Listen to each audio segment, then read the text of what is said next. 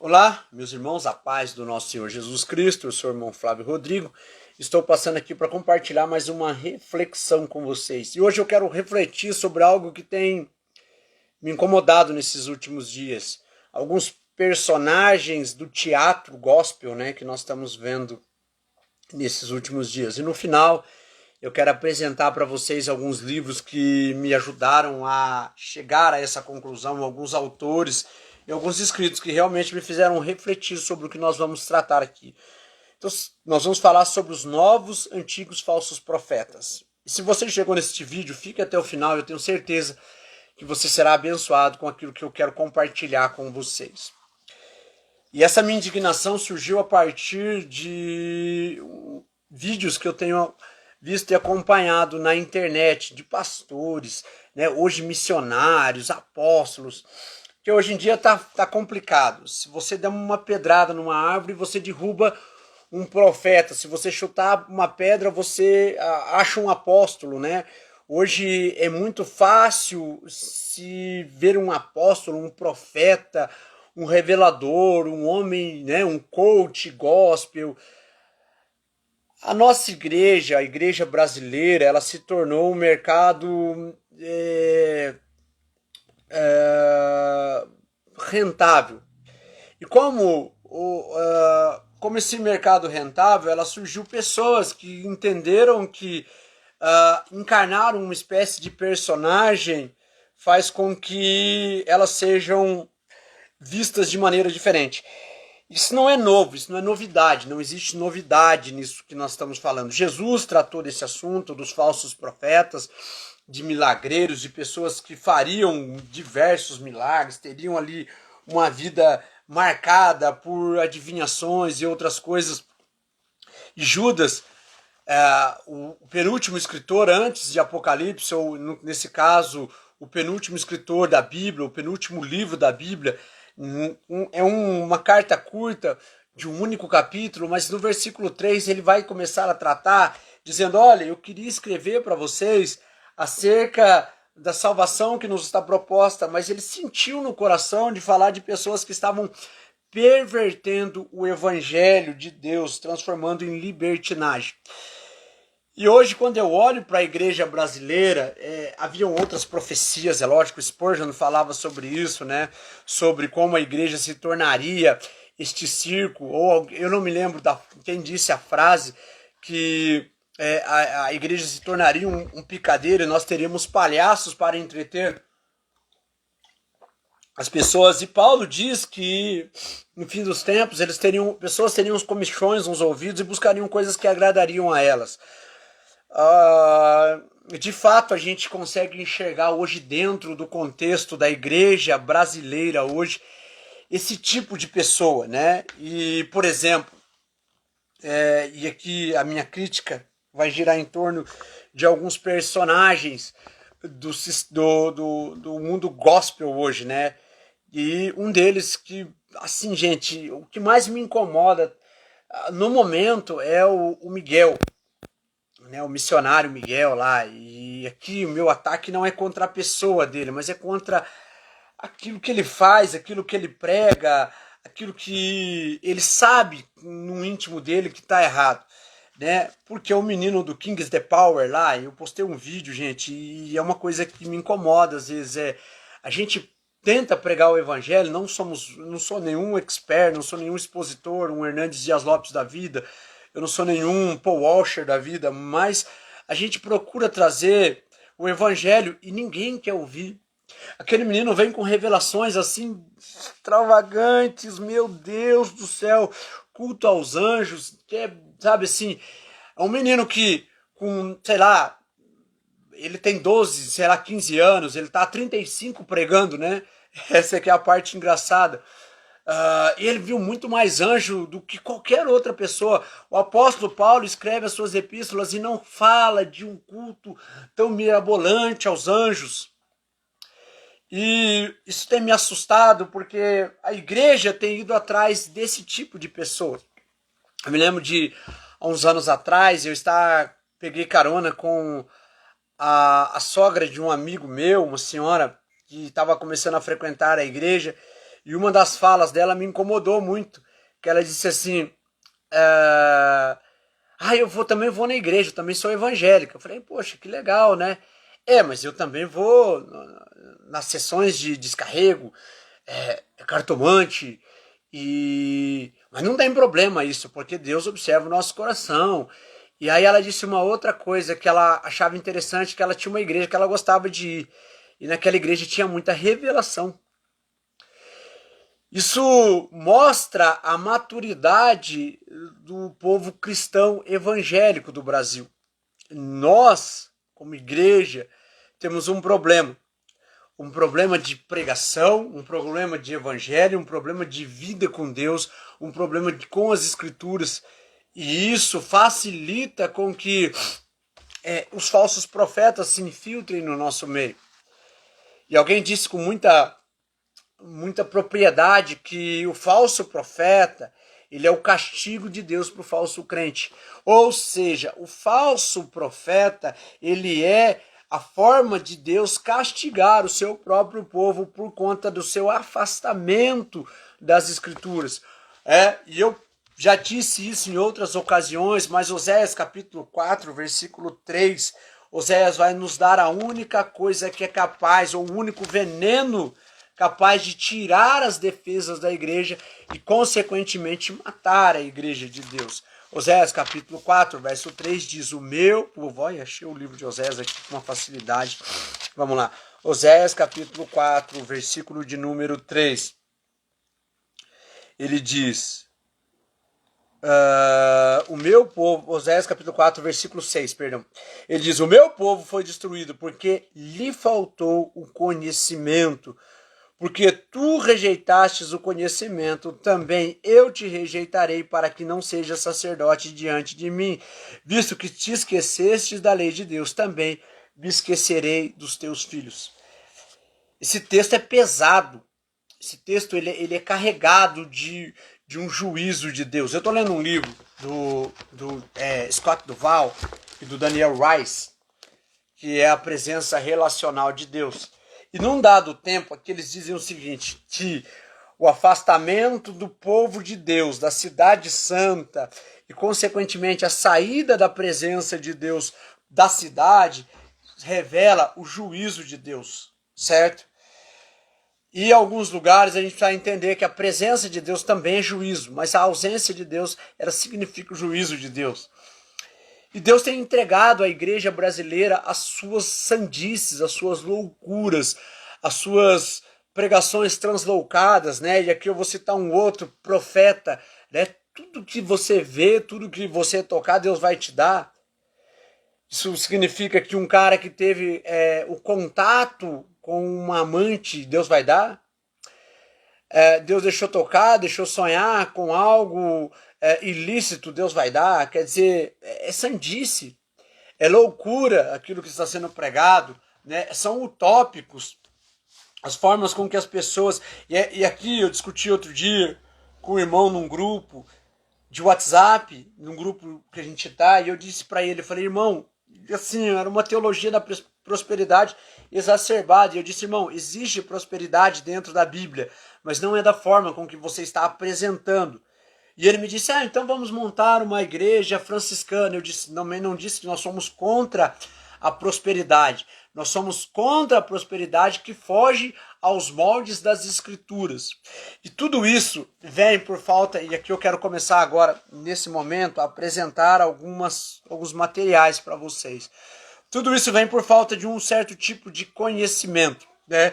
E o Hernandes Dias Lopes escreveu um livro falando sobre a importância da pregação expositiva no crescimento da igreja. Então, preste atenção. A igreja, ela precisa estar alicerçada na palavra de Deus. Isso aqui, gente, este livro é um manual, na minha opinião, um dos melhores livros que eu já li sobre o assunto de pregação. Porque o que tem acontecido dentro da igreja é exatamente isso, gente. É não entendermos a ideia, o plano de Deus no que tange às escrituras. Se não compreendemos bem as Escrituras, não compreendemos aquilo que nós estamos ou que somos chamados a anunciar. Se o povo de Deus, se a igreja do Deus vivo que deveria pregar, ela não conhece as Escrituras, a pergunta é: o que vamos pregar? O que estamos entregando? E aqui nós precisamos entender o seguinte: existe um livro aqui do Fábio Coelho, eu acho que eu vou apresentar 2 do Fábio Coelho, que para mim é importante. Porque se a pregação é algo importante para nós, a pergunta a ser feita é qual o valor que nós estamos dando ao ensino das Escrituras. Eu vou em algumas igrejas e eu vejo tanta palhaçada, tanto culto aos anjos, tanta revelação, e falta palavra. Falta escritura, falta alguém abrir a Bíblia e dizer: assim está escrito. E a missão, e aqui eu quero apresentar este livro, eu vou apresentar esse aqui primeiro, que é Vimos e Ouvimos a Incumbência da Pregação. Esse livro é um livro pequeno, do Israel Subirá, falando sobre pregação, e ele vai nos mostrar de forma simples como os apóstolos entenderam a missão apostólica da igreja, que é esse outro livro aqui, que é de pregar o evangelho. Nós fomos chamados a pregar o evangelho, né? E esse é o poder do evangelho na grande comissão. Então, preste atenção. As pessoas hoje, elas buscam em si mesmo uma forma de evangelho. E o Fábio Coelho, de novo, aqui nesse livro, ele fala o seguinte: ele diz que o falso profeta nem sempre é aquele que prega mentiras. Nem sempre é aquele que fala mentiras. E ele usa aqui o exemplo de Balaão. Balaão é o maior falso profeta da Bíblia. Balaão é o antítipo de falso profeta das Escrituras. E Balaão não errou profecia. E Balaão não errou no que tange a escrita de coisas referentes ao reino de Deus. Então ele diz que o falso profeta nem sempre é o cara que profetiza mentiras, mas é o cara que escolhe um pagamento pelo aquilo que ele faz, ou uma paga pelos seus encantamentos. Então preste atenção. A falta da pregação, a falta do entendimento da pregação, ela vai nos levar a uma pregação equivocada, e uma pregação equivocada, dita por falsos profetas, ela vai nos trazer a um entendimento equivocado. Por quê? Quando eu citei o texto de Judas, capítulo único, né, versículo 3 e 4, onde ele fala que as pessoas estão transformando a graça de Deus em libertinagem, uma das coisas que nós precisamos entender é que uma das coisas menos entendidas é a graça de Deus. E o Dietrich Bonhoeffer, escreveu esse livro aqui, Discipulado, onde a ênfase dele, ou a sua preocupação, é combater aquilo que ele chamou de uma graça barata. Ou seja, uma graça que oferece perdão sem arrependimento, comunhão sem confissão e discipulado sem cruz. Uma graça que não implica em obediência e submissão a Cristo. Então preste atenção. Esse outro livro aqui, do Dietrich Bonhoeffer, ele diz, e ele trata basicamente sobre a vida que nós estamos vivendo. As pessoas pregam um evangelho de tudo que você pedir para Deus, Deus vai te dar. Você é o queridinho, o amadinho, e não há sofrimento. Se está sofrendo, existe algo errado com você. Gente, esse livro foi escrito em 1937 pelo teólogo alemão Dietrich Bonhoeffer, que depois passou pelos campos de concentração. Tem o Ortodoxia do G.K. Chesterton também, muito interessante. Mas é engraçado que entendermos a graça de Deus é muito importante, né? E nós precisamos trabalhar ela. E nesse livro aqui, do Luciano Subirá. Ele trata, são 416 páginas incríveis, falando sobre a construção e o entendimento da graça desde a antiga aliança. Há alguns, por exemplo, que pensam que graça é só agora. Que a graça de Deus chegou simplesmente com Jesus, que não tinha graça antes. E ele mostra para nós de maneira textual e muito interessante a respeito da graça. E aqui ele mostra que graça não é permissão para os pecados. Eu acho que Ai, meu Deus, eu esqueci, cara. Mas ele fala que graça aqui não é permissão para os pecados, mas graça é uma forma de nós nos desviarmos do pecado. Eu lembro quem que falou essa frase. Tá aqui.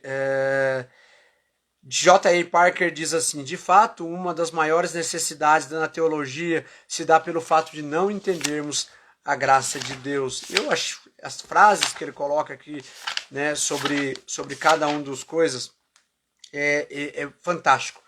Então esse livro aqui do Subirá fala sobre a questão da graça. Entendemos a graça é muito importante. Por que eu estou dizendo isso?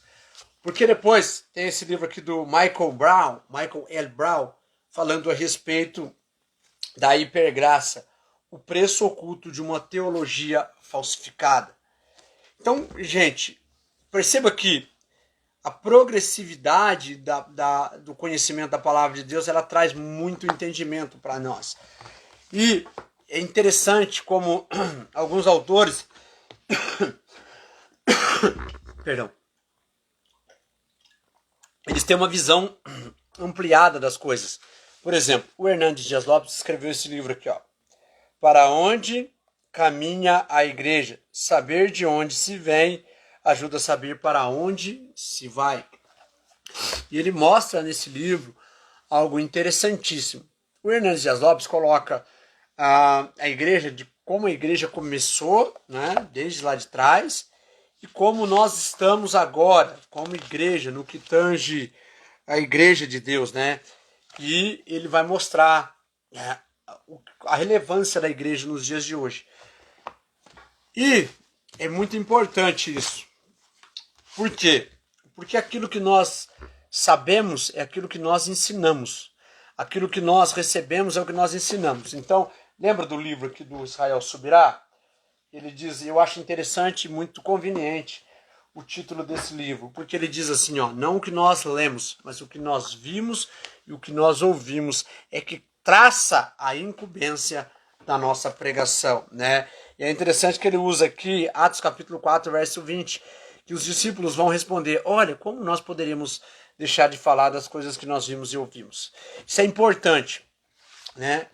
E aqui eu quero chamar a atenção de vocês para algo importante, que eu não sou contra a espiritualidade da igreja. Eu não sou contra as pessoas terem experiências sobrenaturais. O que eu acho estranho, e é muito estranho, é que todo culto, o cara tem 20, 30 vezes que Deus falou com ele, e Deus só fala com ele. Nós tivemos há uns anos atrás um irmão que veio ministrar na igreja, e eu chamo de irmão por respeito. Ele veio pregar na nossa igreja e ele começou a pregar e de repente ele diz assim, não, é que vocês não entendem o que nós estamos falando, mas a minha esposa e eu sabemos, porque nós temos a autoridade espiritual que a igreja não tem. E meu Deus! E a gente tinha pastores ali, o pastor nosso, que é o presidente do nosso campo, né, o representante oficial da presidência do nosso campo, que está no lugar, é o representante do bispo Samuel Ferreira no nosso campo aqui, ele estava lá e eu fiquei olhando e eu disse, cara, esse cara se colocou acima de todo mundo aqui espiritualmente, e o cara via anjo, e o cara tinha visões e não sei o que. E eu me lembro que eu comentei e eu disse, gente, não demora muito, cai. E não foi muito longe mesmo, assim. Até teve um outro rapaz agora, um tempo atrás, que tinha um hábito de me confrontar para dizer que tudo que eu fazia estava errado. Não, porque você é isso, você é aquilo. E aí um dia eu disse para um irmão nosso em comum, eu disse, se esse menino não se firmar, a queda dele vai ser feia.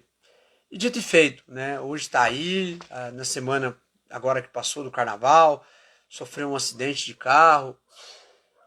E é isso, gente. A igreja está caminhando para onde? Então, assim, só para retomar, eu não sou contra a espiritualidade da igreja, mas a espiritualidade da igreja precisa ser uma espiritualidade consciente. Eu não sou contra experiências profundas. Tem um livro do Bartleman que é o Avivamento. Aqui, me permita pegar. Aqui, ó. Esse livro aqui é maravilhoso, tá? O Avivamento da Rua Azusa.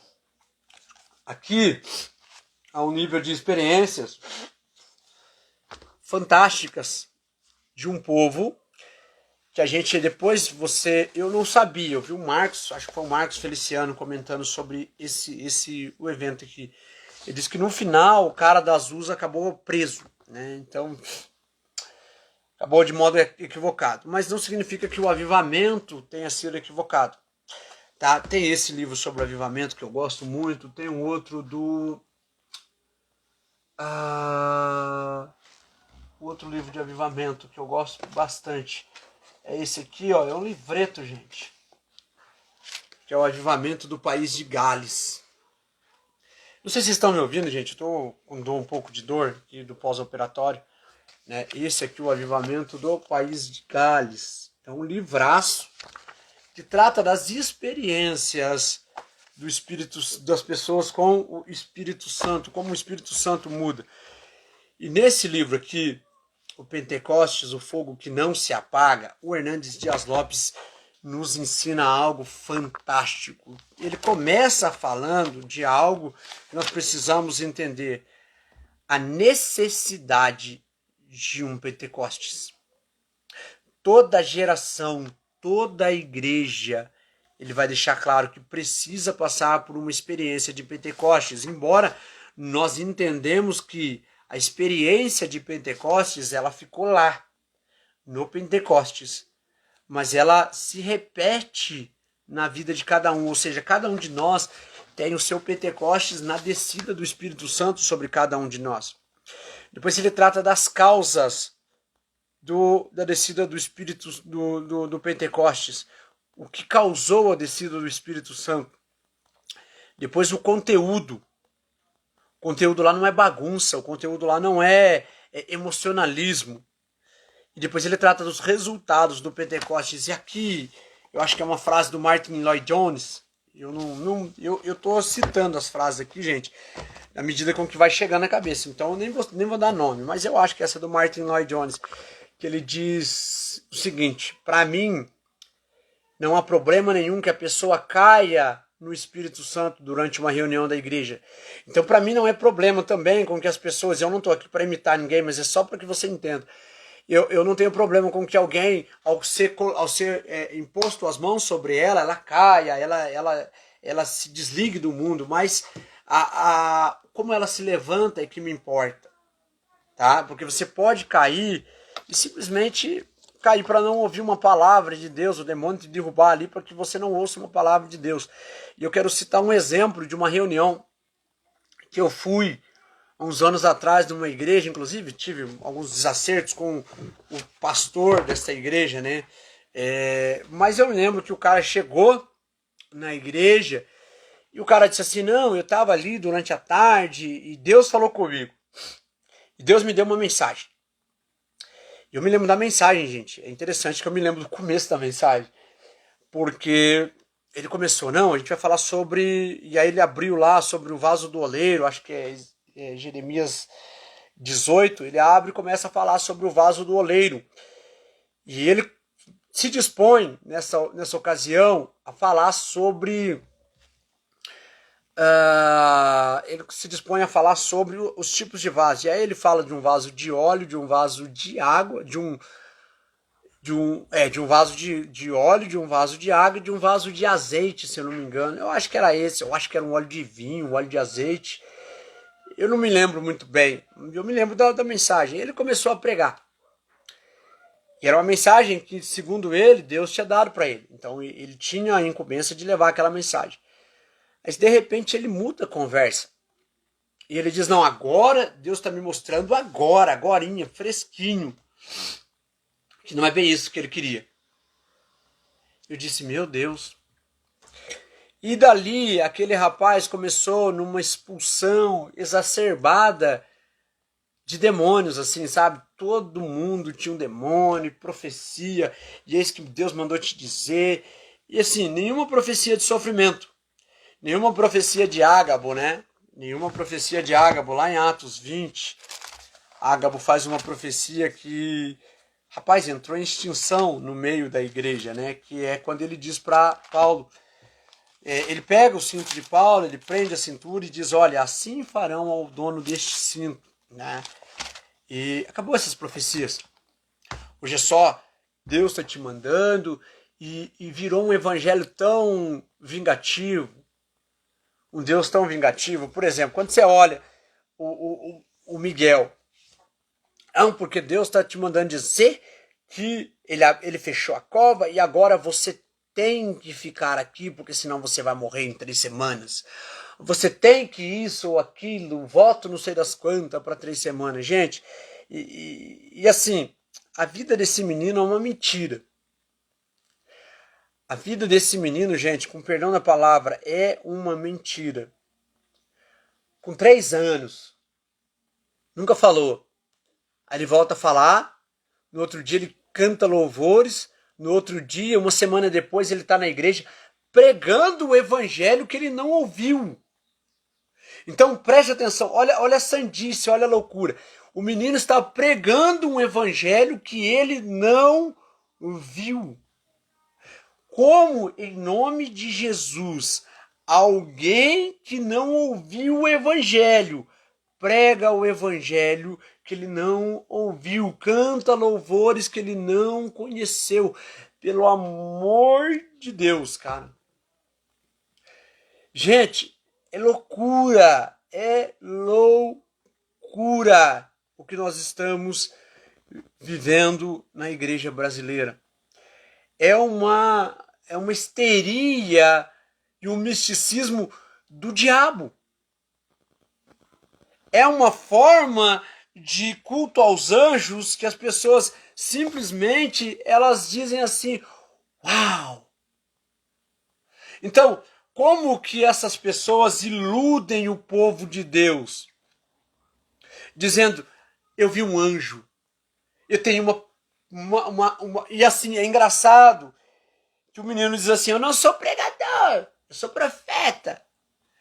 Me mostra um profeta que não pregava a palavra de Deus. Meu Deus do céu.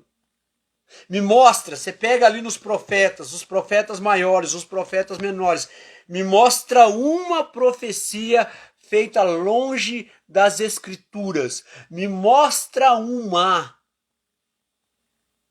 E você não vai conseguir achar. Então, nessa toada, gente, eu acho fantástico o livro que o Augustus Nicodemos escreveu. Eu acho que ele economizou muito, acho que tinha muito assunto para ele falar, ele economizou muito. O Nicodemos ensina muito mais do que ele ensinou nesse livro. Ele é muito melhor ensinando do que ele ensina nesse livro. Mas esse livro, gente, ele tem uma mensagem que eu prego na nossa igreja que fala sobre religiosidade versus cristianismo. Esse livro aqui, ó, gente, combatendo ameaças na igreja. Aplicações práticas para fortalecer a nossa fé. Olha o link que ele faz.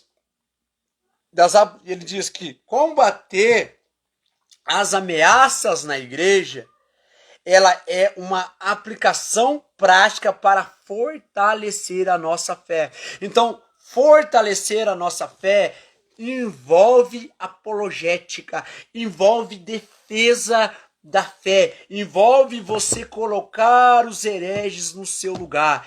Eu passei uma vida, gente, dizendo eu não quero gravar vídeos combatendo hereges, e aí eu gravei um contra aquele retardado lá, aquele, cara, não tem palavras, do Tiago Alicerce. Eu ainda ia gravar um para falar do companheiro dele lá, o Tiago Alicerce e o...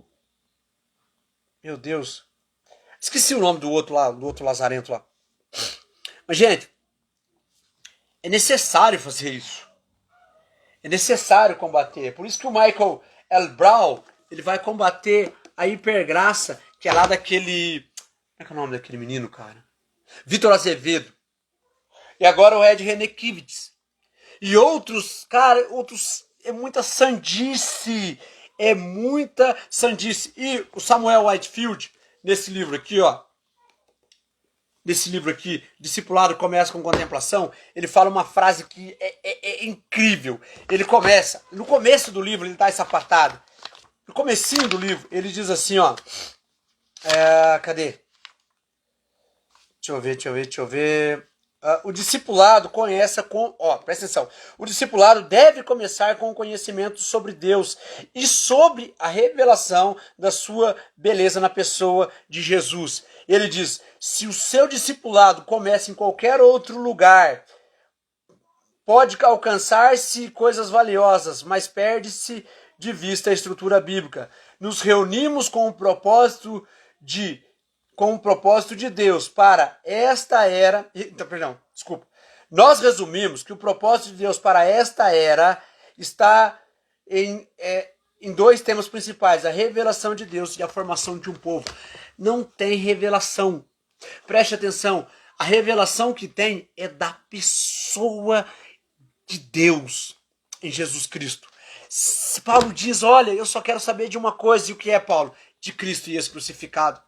Gente, a igreja precisa parar com esse negócio, com essa loucura. Aí eu vou na igreja porque o profeta fulano de tal e não sei o quê. O Silas Malafaia, ele conta uma história que eu acho interessante. Ele diz assim, pastor, que um cara chegou nele e falou assim, pastor, e ele disse, o que foi? Aí o cara disse assim, não, pastor, é que nós precisamos que o senhor venha ver e que nós temos um profeta e tudo mais. E aí ele fala assim, mas o que tem esse profeta? Ele diz, não, você precisa conhecer esse profeta. Ele é um homem de Deus, porque ele prega pessoas, ele no culto, ele cola pessoas na parede. Aí o pastor até brinca, né? Ele fala, o profeta Araudite. É só o povo antigo vai entender.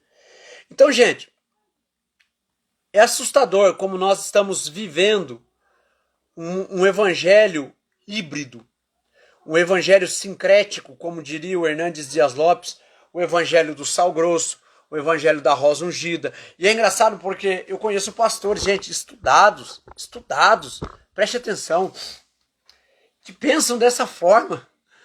Gente, pessoas que leram a Bíblia e que ainda acreditam no sal grosso. E a minha discussão com o irmão no grupo do WhatsApp, que eu comentei agora há pouco, era exatamente essa. O irmão defendendo fogueira santa, o irmão defendendo rosa ungida, o irmão defendendo coisas que são indefensáveis dentro da fé, amuletos de fé. Amuletos da fé são muletas que as pessoas precisam pôr debaixo dos seus braços para poderem crer na revelação de Jesus. Gente, não consigo acreditar. Eu não dou conta. Então preste atenção. Eu quero encerrar. Você quase ninguém vai ver esse vídeo, gente. Eu não sou Miguel, eu não sou Vitória Souza, eu não sou David Leonardo, eu não sou Leonardo Salles, eu não sou Ed Renekiewicz. As pessoas não dão bola para o que a gente fala, sabe? As pessoas não querem ouvir o que a gente vai falar, porque confronta o misticismo delas, confronta a facilidade delas. E o Anderson Silva fala sobre isso. Ele fala, olha, eles querem pagar os seus profetas o valor que eles acham correto e não querem ser incomodados. As pessoas não querem ser confrontadas pelos seus pecados. Sabe, eu acho que no... Gente, qual livro que eu li? Somos Todos Sacerdotes. Que fala sobre as pessoas dizerem assim, não, mas aí você vai lá e fala com Deus para nós, e nós não queremos falar com Deus. E eu li um livro que fala sobre isso.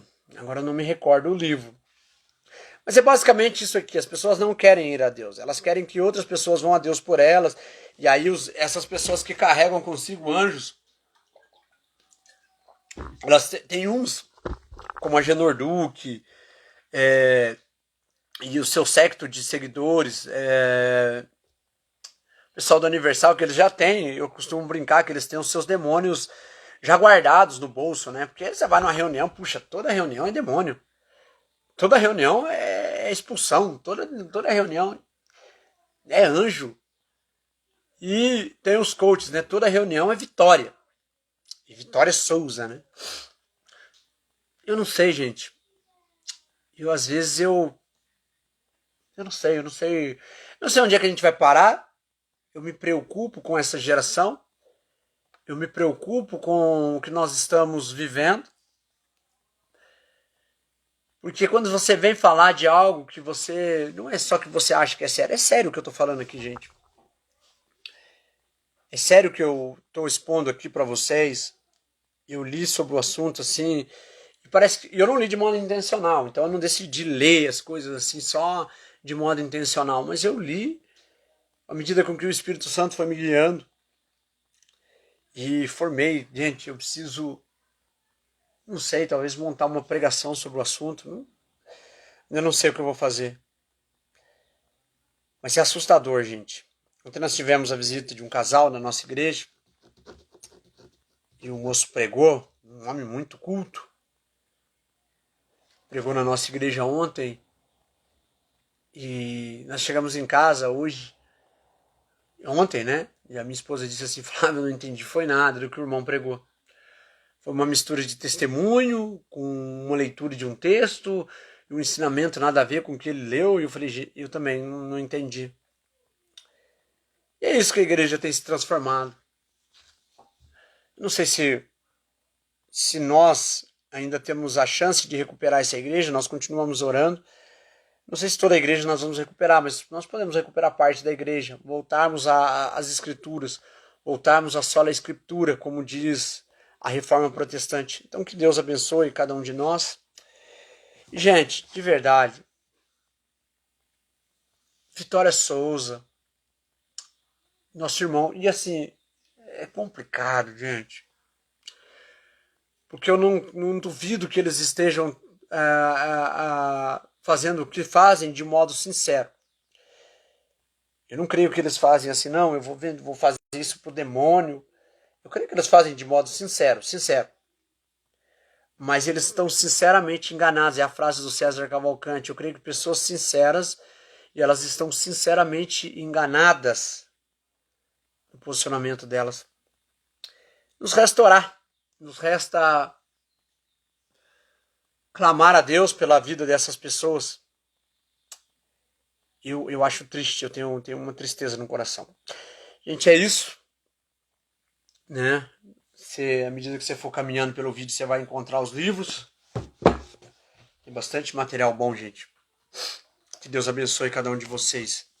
Esses aqui são os que eu li, gente. Esse aqui eu não li ainda, não. Mas eu quero ler. Tô lendo esse aqui, ó. Presença relacional de Deus. Deus abençoe cada um de vocês em nome de Jesus. Amém.